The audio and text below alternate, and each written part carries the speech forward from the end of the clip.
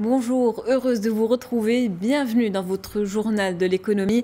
À la une de l'actualité, la douane marocaine bat tous ses records de recettes en recouvrant 103,7 milliards de dirhams en 2019 contre 100,8 milliards de dirhams en 2018. C'est ce qu'indique l'administration des douanes et impôts indirects dans son rapport d'activité annuel pour l'année 2019.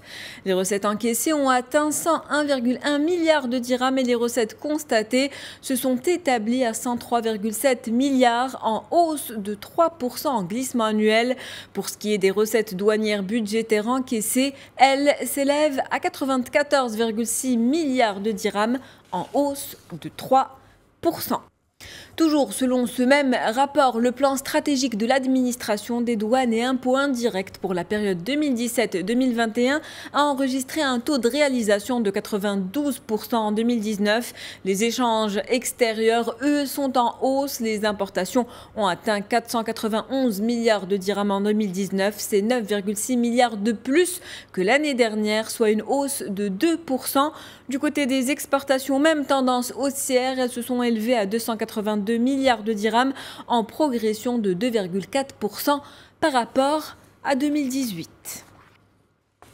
Direction l'Algérie où Sonatrach confirme une reprise progressive de ses activités mais dément la reprise générale de son personnel comme le disent les réseaux sociaux. La Société nationale des hydrocarbures demande à ses employés de ne pas prendre en considération les informations publiées sur des sources non officielles. Sonatrach ajoute que cette reprise ne concerne pour le moment que les responsables au sein de postes organiques et les cadres jugés indispensables par leur hiérarchie.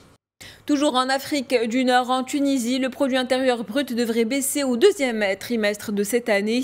Une baisse anticipée à près de 46% selon l'Institut tunisien de la compétitivité et des études quantitatives. En cause, la crise économique engendrée par la Covid-19. Ces pertes sont donc le résultat du confinement qui a duré 6 semaines dans le pays. Mesure qui, rappelons-le, a coûté 3,8% de croissance à la Tunisie.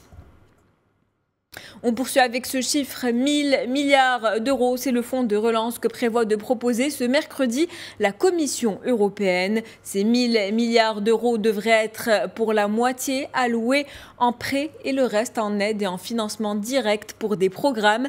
80% de ce budget servira en principe à financer des projets liés aux grandes priorités de l'Union européenne. Cet instrument de relance viendra s'ajouter aux 240 milliards d'euros de prêts du mécanisme européen de stabilité, aux 200 milliards du fonds de garantie pour les entreprises et aux 100 milliards de l'instrument sûr créé pour soutenir le chômage partiel.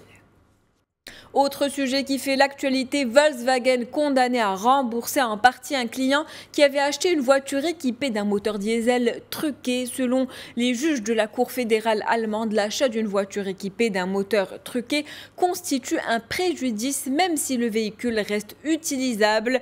De son côté, Volkswagen tente de proposer des solutions à l'amiable pour solder une grande partie des 60 000 procédures individuelles toujours en cours. Pour finir, c'est fait, Lufthansa et le gouvernement allemand sont parvenus à un accord de principe. Objectif, sauver la compagnie aérienne de la faillite. L'accord prévoit que l'État devienne le premier actionnaire du groupe et garantisse un prêt de 9 milliards d'euros. Accord toujours en attente de validation. Validation qui doit se faire par le Fonds de stabilité économique du gouvernement fédéral, par le directoire et le conseil de surveillance de Lufthansa ainsi qu'une assemblée générale extraordinaire des actionnaires.